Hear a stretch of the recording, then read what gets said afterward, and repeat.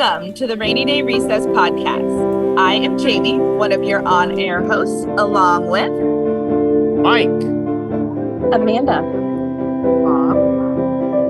Adrian. We are passionate early learning professionals from the Child Care Resource Team who love talking about the issues and current events that affect our daily work with children and families. In this podcast series, we will discuss everything from the joy of play and even what's up with lava lamps to critical race theory, gender stereotyping, and more. Whoever you are, a parent, teacher, coach, or ordinary mortal who simply stumbled upon this podcast, we are happy you're here. Our podcast series is not for the faint of heart, so consider this your one and only warning. We will get serious, we may make you uncomfortable, and our episodes will always be infused with joy and humor. Please join us and become a part of the Rainy Day Recess community. But before we dive into today's topic of conversation, I want to do a quick shout out for the two other members of our Rainy Day Recess team, Rashad Medley and Christina Jacobson, who provide invaluable behind-the-scenes support of this podcast.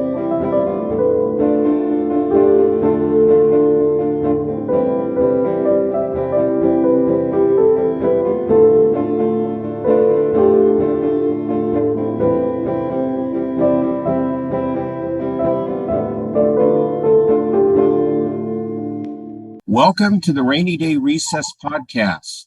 I'm Mike, one of your on-air hosts, along with Amanda, Adrian. Our colleague Jamie is taking some well-deserved time off this week. We are passionate early learning professionals from Child Care Resources who love talking about the issues and current events that affect our daily work with children and families. In this podcast series, we discuss everything from the joy of play to what's up with lava lamps, to critical race theory, gender stereotyping, and more. Whoever you are, a parent, a teacher, a coach, or just an ordinary mortal who stumbled on this podcast, we are happy you are here. Our podcast series is not for the faint of heart, so consider this your one and only warning. We will get serious, we may make you uncomfortable, and our episodes will also be infused with joy and humor. Please join us and become a part of the Rainy Day Recess community. Our topic today is advocacy, and our special guest is Sarah Brady, Child Care Resources Early Learning Policy and Advocacy Manager. Welcome, Sarah, and thanks for joining us. Thank you so much. And so let's start off with letting us ask you, Sarah, how long have you been in your current role at Child Care Resources, and what drew you to this position? I've been at Child Care Resources, I think 4 years now. And one of the things that I like about being an advocacy role at Child Care Resources is that this is an organization that has a lot of relationships in the community, and we're doing the work every day. And so the advocacy work I get to do is really informed by what's happening every day for providers and families. We're not just a think tank or kind of a bunch of quote unquote very smart people, even though everyone here is really smart. I'm just saying that this is a very community oriented place, and that makes the advocacy that much more powerful. So that excites me. great. Also, would you be willing to maybe share with us something from your own childhood that might have signaled to prospective observers, even back then, that this could very well be your future? Yeah. So I think about my childhood all the time in advocacy. I think it still shapes the way that I try to do advocacy because I grew up in Latin America, and in the community where I grew up, there was a lot of community organizing happening. It was a time when the social movements were really strong. And so I was watching how the organizing that our community was doing, the advocacy they were doing had enormous results for our community. They were able to build a clinic in our community and new schools and some amazing literacy programs that all led to some brilliant community leaders stepping into the forefront. And that was a backdrop of my childhood, was that kind of public conversation. And I have memories of sitting at the corner store drinking a soda and there's a political conversation happening, and just anyone had an opinion, and these were really valid and worthy conversations that everyone was invited to participate in. And that was really energizing to me, to feel like, oh wow, communities can come together and make real changes for themselves. And it can be really exciting. And so I think about that all the time, because that's kind of the type of power that excites me, is that like community power. But I'll also share that another fun little tidbit about me is that I met my wife when I was protesting her work when she was working at city council. So I think there's a lot of like fun stories of how this is just a thread throughout my life is advocacy, and it kind of puts me in the places where I need to be. That is so cool, Sarah. Thanks. Some of our listeners might find the idea of lobbying legislators, city council members, and the like to be intimidating or downright scary. What would you like to tell them? I totally understand that. I'll be honest, I get intimidated too. I've also worked for elected officials. I know that they are also often intimidated by the people that are coming to advocate and like the power and perspectives that they bring. But something that I do that really helps me is I come up with, before I'm about to speak or go into a room to talk to a legislator, I like to come up with a mantra to kind of ground me. And I like to think of who are the people that taught me everything I know about what I'm about to share. Where did I learn this, and who did I learn it from? And because there's everything I know, somebody really wise and with a lot of experience and love for this work taught me. And so I like to think of those people, and I like to imagine that I'm bringing them into the room with me, and that if they were there, what would I say? Might be different than if I was thinking of what I would say to a legislator versus what I would say to the people who I'm, really accountable to. And then I also like to just kind of put it out into the universe, the hope that my words will have an impact, because I know that's not necessarily something I can control. A legislator may be very attentive, they may not be. They may be really moved by a story I'm going to share, or it may not be, that impactful to them. And I can't really control that. So I just want to, kind of have some grace, or just kind of know that that's a little out of my control, but I just really hope that whatever I'm bringing in will have an impact. So I hope that that kind of reflection would help anyone who's going to advocate to imagine who they feel accountable to and how they want to represent that. I think the most important thing to remember is making it personal. And you can come in with some really great facts, but the legislators need to know why this matters, why it matters to you. And got to also remember that they are people too. And they come from their own perspectives. Sometimes it helps to do a little bit of research about who they are before you go into a meeting, because then you can personalize it. Today we had a meeting with a legislator in Lakewood, and one of our colleagues, Misty, she did a lot of research before the meeting. And so she came in and said, I know one of your top issues is public safety, and I live in this neighborhood. And what I know is that it's really important for kids to build safe, secure attachments with people in their lives, and that can be so meaningful. So the way she was able to kind of create a whole message and tie it into her own experience living in that community was really powerful. And I always think it's like a work of art when people can do that, when they can bring their own personal stories and then weave it into whatever is going to motivate that legislator to act. And that is really like a really cool thing to watch happen. I have to admit, Sarah, that you caught me off guard with something you said about the fact that the person who's being lobbied might occasionally feel intimidated as well. It made me realize that I've never really given much thought to how the person on the other side of the table or in the other chair might be feeling about me, somebody they may never have met, and perhaps others in the room as well, holding forth on a particular topic. So it makes me wonder, I guess the way I would put it is, you've talked about the legislators or council members, or whoever you're lobbying, being human beings as well. What kind of recognition of their humanity can or should we do?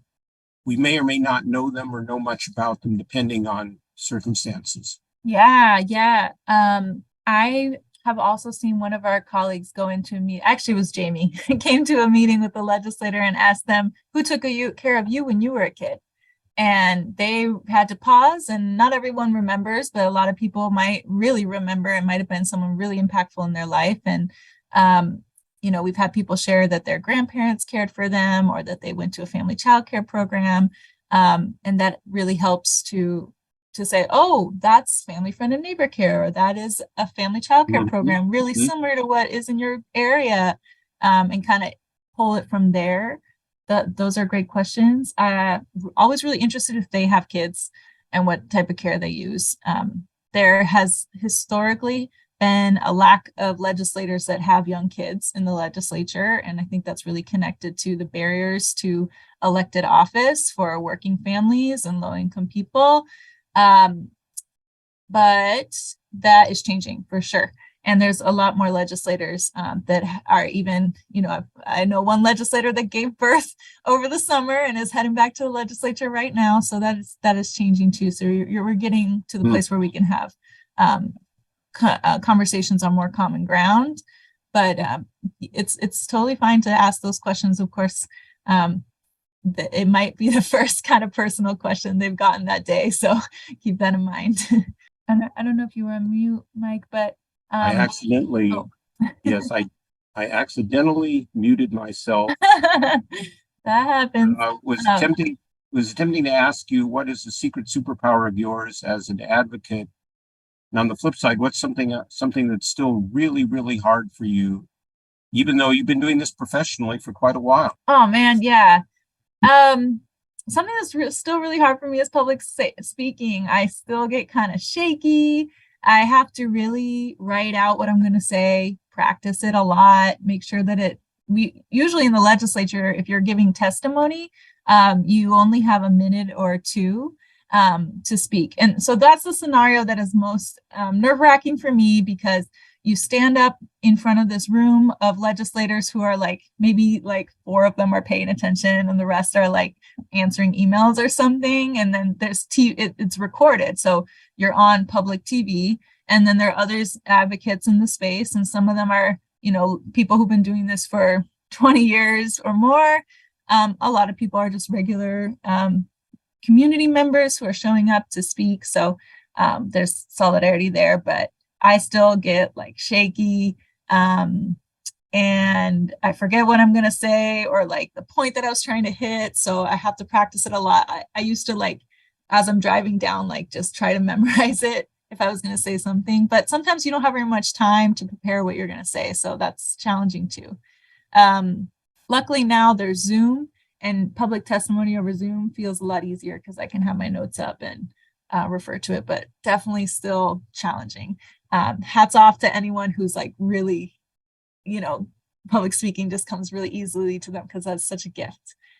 But my superpower is zooming out to see the big picture. I really like to think about where you can where all the connections are, what's the strategy, how do we move this forward? If certain chair of certain committee doesn't like this issue, who might be the best people to talk to them about it? And how do we get just the right level of pressure from the community where they feel like they have to take action, but they still feel maybe it's their idea in the first place, or that they are, doing it out of their own goodness of their own heart too. There's a fine balance there. So that's my superpower. Another way, I sometimes think about advocacy, an important skill is gossiping. And I don't mean that in the sense of a harmful level of talking about people's character. I mean it spreading information and sharing information.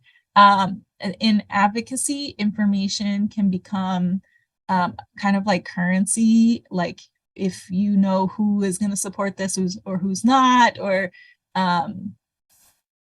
that. And I usually find that really frustrating because there's not a lot of sharing of information. And I think for the general public, like it's very hard to know what's going on. It's not a transparent process. It can feel like you've been promised something and then the thing that you get in the end is not that at all. And I think especially for childcare providers, they've been promised a lot, and what ultimately comes out of it might not look like what they thought what they needed. So that kind of lack of transparency is a really challenging part of the system. But I love to share that information and like make the system kind of explain like what are the processes that are happening, what's going on behind the scenes, how do you find the information that you need, how do we encourage the Department of Children, Youth, and Families to be more transparent about how they're doing this work and how they made these decisions, or how do we get legislators to talk directly to the people in their communities, rather so that there can be a more free-flowing conversation in everyday people language. That is something that is really interesting to me too, really exciting to me too, because the system is built to shut people out, but there's a lot of work being done to change that, and I love to see it. So Sarah, please share with us both a funny moment that you have had doing advocacy and an inspiring moment. Yeah. Okay. So when I was in college, I spent a summer in Washington, D.C., which is a really cool opportunity to see how our federal government works. And I was in an advocacy internship position. And I don't really remember what we were protesting. I remember that there was like the government was on the verge of being shut down. Like the Congress hadn't finalized their budget, and there was this big political battle. And like maybe it had been going on for a few weeks. The government shut down. It had something to do with like underfunding public services. But I somehow ended up with this group of nuns who were trying to protest in the rotunda where the House of Representatives in the Senate like do their voting, and there's like this balcony up in that the public is allowed to go to as tourists. So often like protesters will go there and protest. And so I was with this group of nuns, and they were like trying to hide their like protest signs in their habits. And then like this like the security for the Capitol building like identified them as protesters, and so they were trying to like run from the security members to go protest, and ended up running up a down escalator. So I was like this college kid chasing these nuns up a down escalator to protest like the shutdown of the government and how that was impacting social services or something. Maybe it was healthcare related. I really don't remember, but it was like a very formative experience. They were like very committed from a values position that they were, that advocacy was, that was a big part of how they saw their mission, these nuns, and they were bold. So that was really formational too. And then an inspiring moment. Okay, so recently, this is kind of a sad story, but I really found it inspiring. And so I wanted to just share that warning. It was an advocacy pod meeting. So you may be familiar that Child Care Resources, we have these advocacy pods. And the idea behind this was happened during COVID. And we were trying to think of what's a good way to connect with legislators and get their attention using Zoom, but also kind of build community. And we came up with these groups of, we invited any of our staff members and providers and families that wanted to be involved in advocacy. And we divided everyone up into their own neighborhoods. It's basically their legislative districts, so that there could be a providers, family members, staff that all kind of live in the same area as each other, and they could advocate together. And that was meant to make it so that the legislator is hearing a lot of different perspectives on early learning, all really kind of focused on their districts that they represent, and it'd be a way to build that relationship with the legislator, and then the advocates could get to know each other too. So that's what the advocacy pod is. We had a meeting with a legislator set up, and the legislator hadn't joined yet. And so it was on Zoom. So there were a bunch of us from Child Care Resources. There was a provider there. And someone got a call right as we were waiting for the legislator to come up that a child, that something really tragic had happened in the community, and a child was maybe had lost a parent, and there were a number of people in that group. There was someone who was an infant early childhood mental health consultant. There was coaches who had worked with that provider for many, many, many years and knew that provider really well and had met this child doing site visits. There were who else was in that space? I can't remember, but basically then suddenly the legislator entered the Zoom room, and the legislator just sat there and watched us all figure out how to get the right support for this kid and get them connected with, some basic supplies, mental health supports, referrals in the community, connection with the childcare provider. And they just got to witness us trying to, do what we do in terms of support and resources and connection to the community. That was really inspiring for me, because I think it's very rare for legislators to just see in real time the needs in the community and the type of relationships, the way that relationships, so much of what we do is about relationships, and that's what's so powerful about it. And you can't really put data on relationships, the depth of a relationship, the quality of it, the level of support, the intentionality. You can't necessarily show that in data or on a one-page report. You kind of just got to see what the power of relationships is. So that I think is what was that sticks with me. I think it was a really powerful moment for me, and just showed what community in action looks like. I'm just curious, did that legislator really seem to did they get what they were witnessing? Yeah. Yeah, that's awesome. Yeah. And they walked in, and the energy of our space was big, right? It was a heavy, big energy. And they were like, whoa, what is happening here? And then we're like, okay, listen, this is going to be a different meeting than you might expect, because we've just learned some information, and we need to both process this and find ways to support, and let's bring you in so you can see what that's like. And of course the legislator's like, let me know how I can help, reach out to my office too, which is that's what we want. We're all in it together to support a child in our community. In terms of funny moments, doing advocacy, one that sticks in my mind, and I'm still not sure what the appropriate response would have been, was when I was with a group of folks in Olympia. We were visiting a particular legislator who happened to be one of the, for that particular session, happened to be one of the 4 principal budget writers. And I had been told quite a bit about this particular legislator, that this individual was super smart, maybe the smartest legislator. Well, I don't know what that means, but people were saying things like this. This is really an amazing legislator, relatively progressive, definitely worth talking with this person. So we go into this guy's office, and he's sprawled out on a chair, almost falling off the chair, and he's picking his nose. And it oh my God. it caught some of us short a little bit.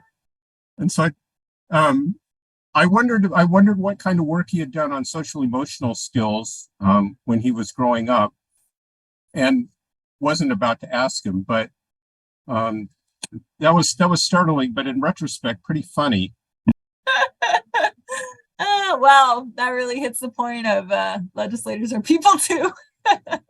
I don't know what to do. I don't know what I would do if I encountered that situation. But your comment about that this was supposedly a really smart legislator, man, they have 15-minute meetings all day long, or they sit in 4-hour hearings where people are speaking for 2 minutes on all kinds of issues. Like you could be really smart, but no way are you going to understand everything. That's why like my favorite thing in a legislator is when they just listen and like take really good notes. I really appreciate that because how could they possibly know everything they need to know? I just want to remind everyone coming to advocate that like a lot more about this issue than like 98% of the legislators there. Like trust that you're the expert because yeah. And the legislature only meets for a few months of the year, which is another problem. It's a really, really frustrating system. It's just dysfunctional. You can't run a government in 2 to 4 months of a year. But they have to try. Someone really needs to fix that. It's not good. Okay, Sarah. So now let's do a bit of advanced scouting of the 2023 session. God, that's coming up in Washington State Legislature. So that begins on Monday, January 9th. This being an odd numbered year, so this is a budget year, and the legislature is scheduled to meet for 105 days. So they would wrap up around April 23rd. So unless, of course, in its infinite wisdom, legislators have decided to keep themselves in session longer than that because they are stuck trying to finalize the budget. First of all, how many of our legislators are all in when it comes to stepping up for children? How many it's considered like a lost cause?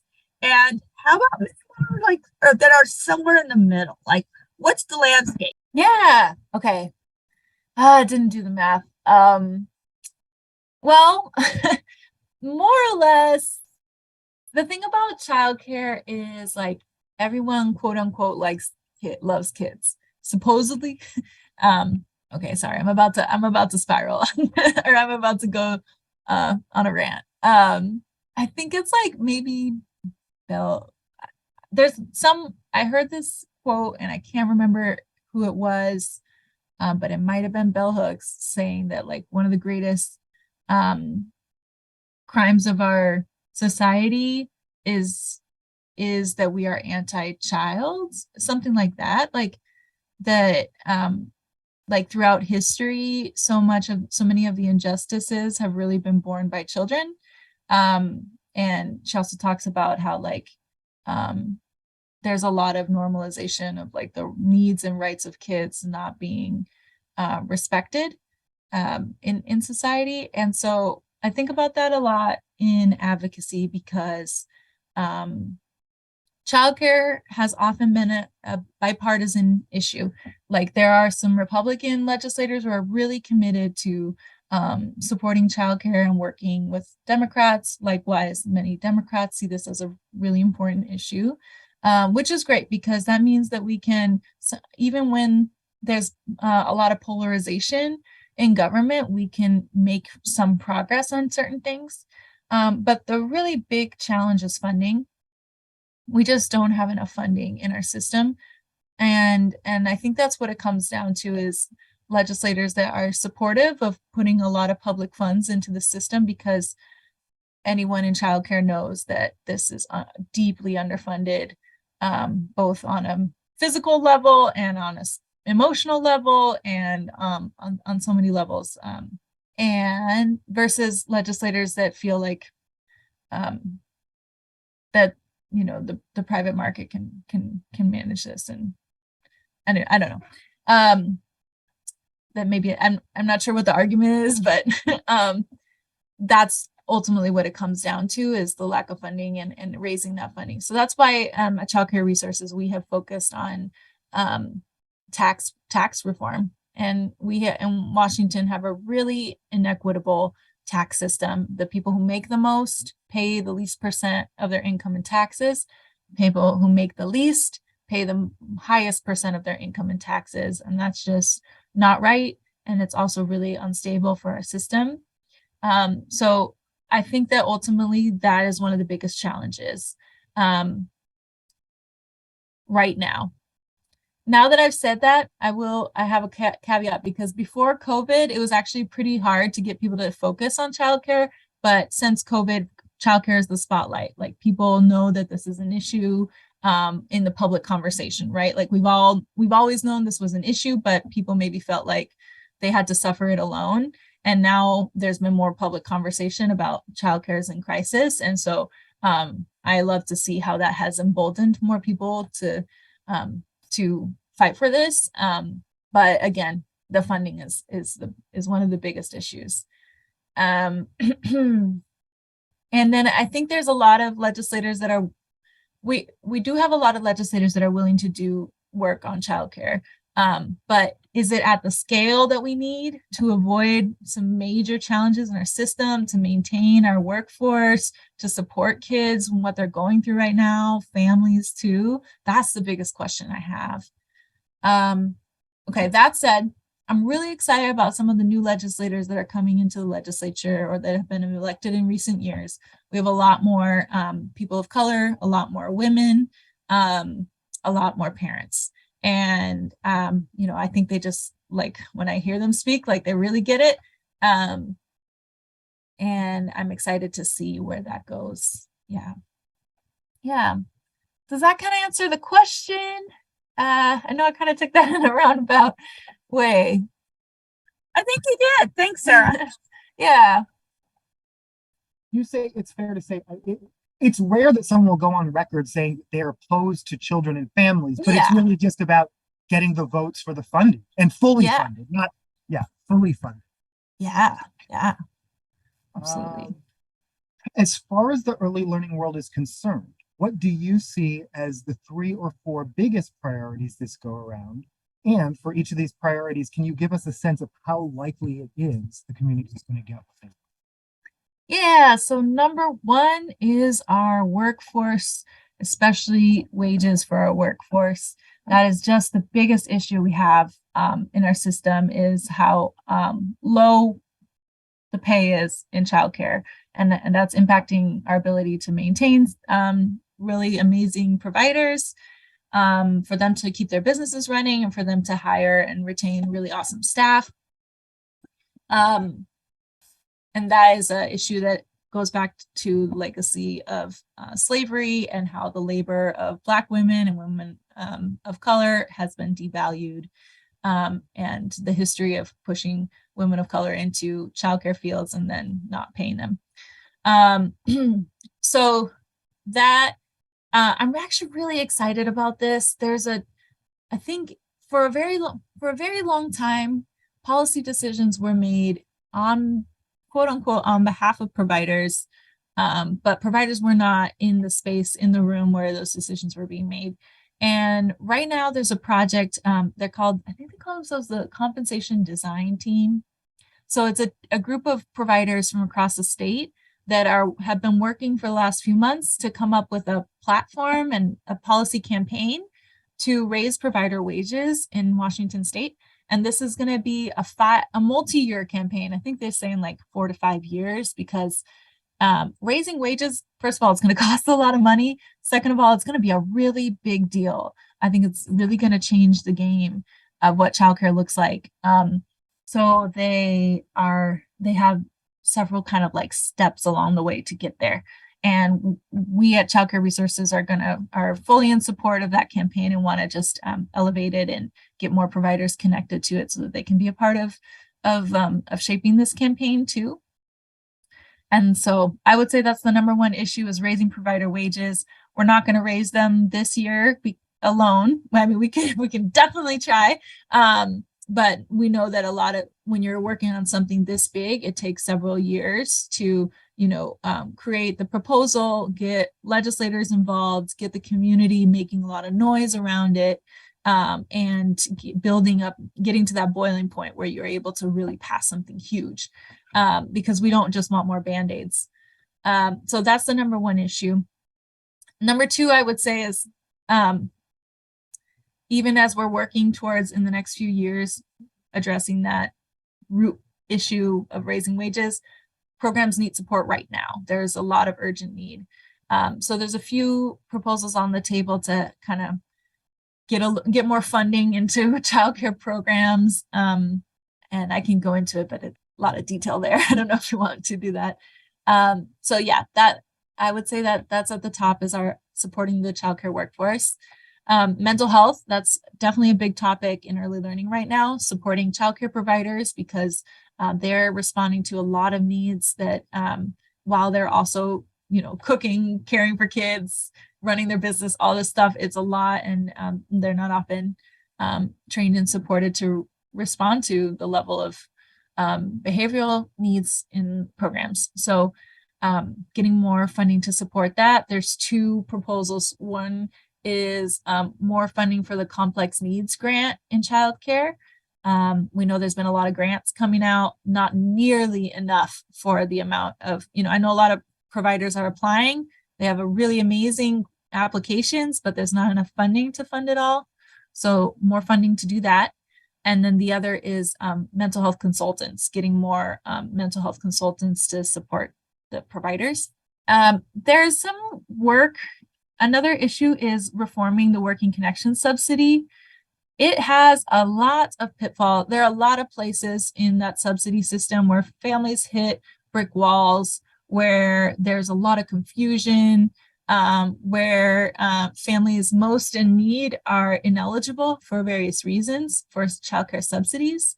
So I'm really excited that the Department of Children, Youth, and Families put out a proposal this summer of different changes that they could potentially do if they had funding from the legislature. It includes things like making it so that child support isn't counted as income when they're figuring out whether you're eligible, because often childcare isn't fully paid, but then families are told you're getting all this money, you're not qualified, and that's just not the reality. It also includes making it so that you can get subsidy when you're looking for work and not just when you found work, because that process is a mess. Like the idea that you can't, how are you supposed to find a job if you don't have childcare? And then what if you get a job offer? Are you supposed to wait several weeks to have your subsidy process before you can accept it? It's really challenging. So those are some of the proposals out there to improve working connections. Another one is for families experiencing homelessness and making sure that they can continue to use that subsidy after there's currently a 12-month limit for those families. So expanding that. And we always continue at CCR to work on family, friend, and neighbor care. We know that most kids aren't in licensed childcare, and that means they're not getting the same supports that we've been building out in the system. So how do we support those families? That's a priority for us, but I have to say it hasn't really been a priority for a lot of the legislature or necessarily other advocacy organizations, because it's a really invisibilized form of childcare. And we're trying to change that. You asked, sorry, I know that was a lot of info, but you asked me how likely it is to pass. I can get into that, but whew, it's a lot. There's so much we need to work on, and it's exciting because we have momentum right now that we can ask for what we need. But we do have that issue of funding, and we don't just want band-aids. We want some real public investment in this system. So there's something I heard you say that makes sense to me, is that sometimes you have to ask for things you're not going to get right away, but you've got to start acclimating legislators or council members or whoever it might be that we're talking about to an idea, getting them comfortable with it so that eventually we'll be able to get action. I'm wondering whether you are willing to state on record that our listeners who are feeling slightly inspired, slightly hopeful, still slightly nervous about this whole advocacy business should go ahead and speak up on behalf of something that's near and dear to their heart, even when they may have a slim chance of getting action right away. absolutely, yeah. Trying to find this poem that I really like on this topic. I don't know if a podcast is a place to read a poem, but Why not? all right, Rashad, you can cut this out if it doesn't quite fit. There's this poem by Eduardo Galeano, who is a Ecuadorian poet, writes a lot about social movements. and it's called Utopia, and it says, "Utopia is on the horizon. I move 2 steps closer. It moves 2 steps further away. I walk another 10 steps and the horizon runs 10 steps further away. As much as I walk, I'll never reach it. So what's the point of Utopia? The point is this, to keep walking." Like, I know I've heard, I've only been in this advocacy space for 4 years, but I've heard a lot of people who've been in it a lot longer saying, like, there are some amazing changes happening. And also what we need to get to is a very different reality than what we currently have. So that, you know, that idea that like we keep moving forward and we keep trying to reach that horizon, even when it continues to change, is I think important to keep in mind. And I know it's frustrating. I know it's frustrating because the need is right now. But don't underestimate your efforts is another thing I would say. Like, you never know the impact of what you've said, how that's going to play out in a few years. You never know who's listening. Maybe that legislator is not listening. Maybe their assistant is, or maybe there's someone else in the room that's hearing a provider speak up in public, and then they feel like, oh, wow, I could do that too. So you never know the ripple that you have in advocacy. I've definitely been inspired by that. Thank you so much for sharing the poem and that thought. If our listeners are wanting to help move some of these priorities along, Sarah, should we give them your phone number or email address? But seriously, what somebody who, especially for those of our listeners who've done little or no advocacy in the past, may not feel particularly connected. What is this person who's suddenly saying, okay, I want to do something. I'm not entirely sure what it's going to look like, but I don't even know where to start. Where do they start? Yeah, okay. I have 3 things you can do. Step 1 is sign up for our newsletter, and or I mean, you can definitely keep my contact too, but we send out during session every week or every 2 weeks, we send out things you can do, and they might be as simple as like clicking a button and signing your name up on a letter, or sending out a quick email that's already formatted. All you got to do is hit send. There's some very basic actions that you can do, and we send those out as often as we can during the legislative session. So that's the simplest. There's a lot of information there to keep you up to date. Sign up for the newsletter. Number 2, you want to take the next step, come with us to Olympia. We're going to be there on February 1st.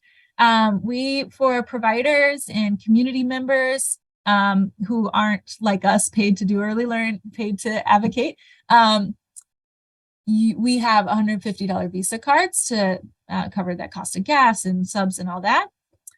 So there's a sign up for that too. And we're also going to have a training on January 11th to help you get prepared. And I promise it'll be really fun. You'll have a lot of support. Like, you don't have to navigate those meetings alone. You'll have a really great team of people there to do it. There'll be people who've done this before that can kind of, take charge, and you can follow their lead and share from your heart. And then step 3 is join the advocacy pod. And that would be your way of getting involved kind of more long-term. And you'll get invitations to meet with your legislators and share your stories. And even if you're not sure that you can do this every meeting, just sign up, because you can join the ones that you can join, and that'll be great. Yeah. So newsletter, come with us to Olympia on February 1st and join an advocacy. So Sarah, what's a question that you would like to answer that we haven't asked you? And are there any final thoughts that you just want to lob our way? Yeah. I think the thing that I'm most excited about, like beyond like what gets funded in the legislature or what bills pass, is like the level of power that the community has to make decisions.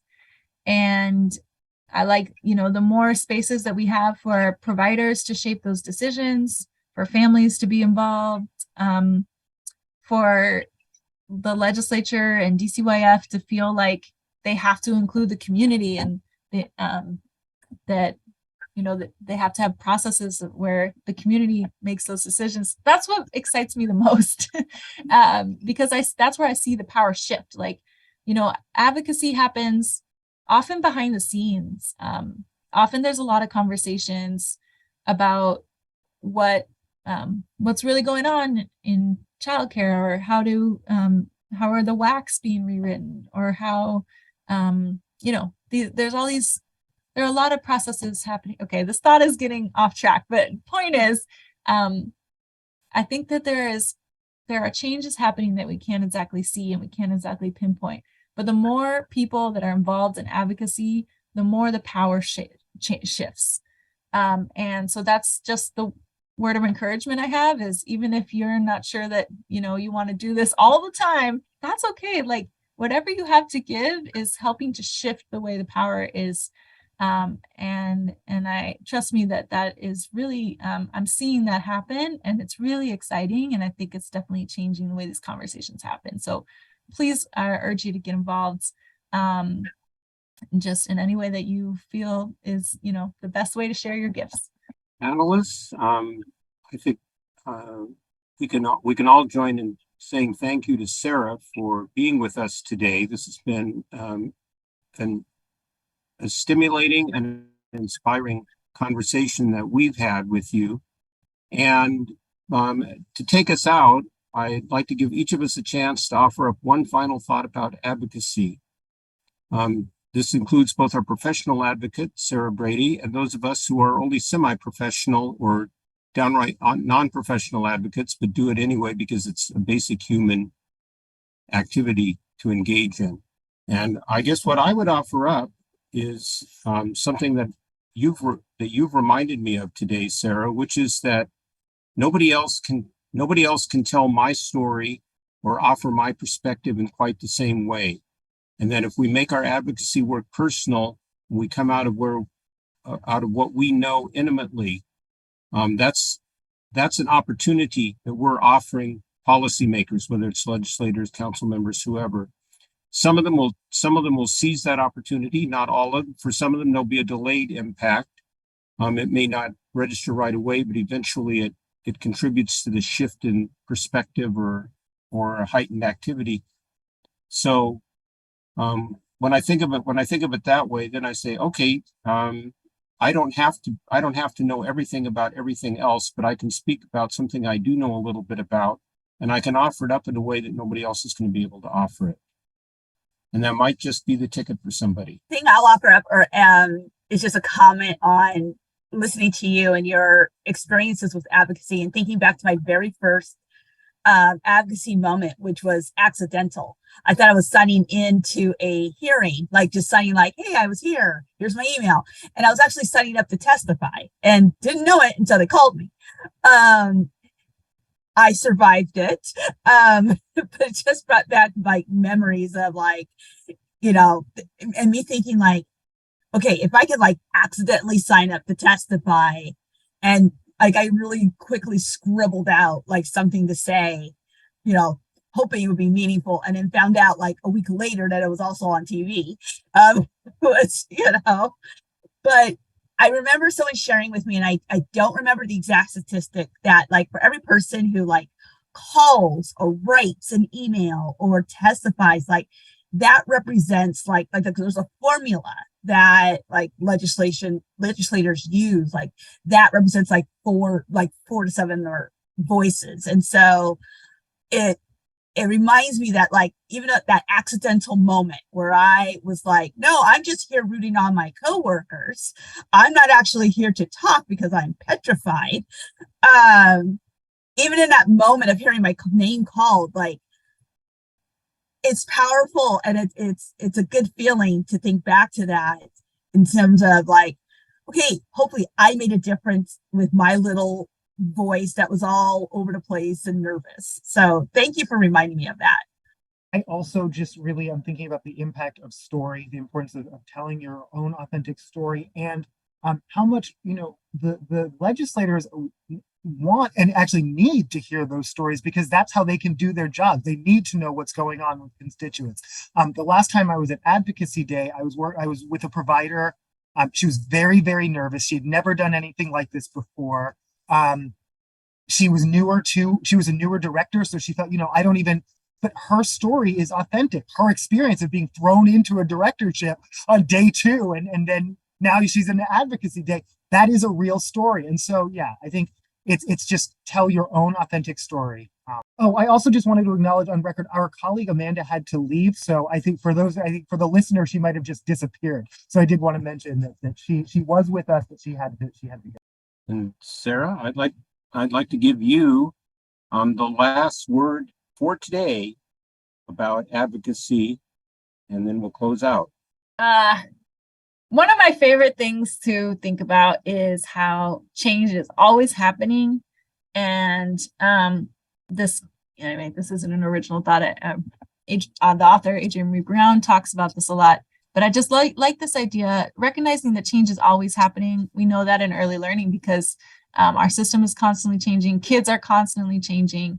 The needs of families are constantly changing. And that's what we do, is help kids and families navigate change. But when that change is happening, we have an opportunity to shape it into something that we want to see. And so embracing change and helping advocacy is about shaping our ever-changing world towards what we want it to be. And so that excites me a lot. I hope it excites others too. Thank you so much, Sarah. And our Rainy Day Recess podcast team hopes that you have enjoyed, been inspired by, and learned from our content today. Certainly those of us on the podcast team have been inspired by, learned from you, Sarah. If you have questions that you'd like for us to discuss on the air, you can submit them to us. I'm going to give you this address twice. You can submit them to us at ccpodcast@childcare.org. That's ccpodcast@childcare.org. If you'd like any information on what you've heard today, please reach out to us directly, or if you are an early learning provider, contact your coach. Thanks for being with us.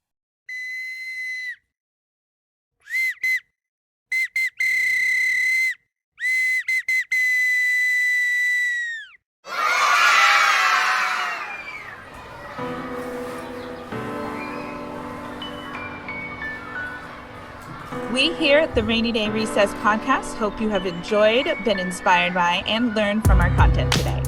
Please submit any questions you'd like us to discuss on air to ccpodcast@childcare.org. If you'd like any more information on what you've heard today, please reach out to us directly or contact your coach.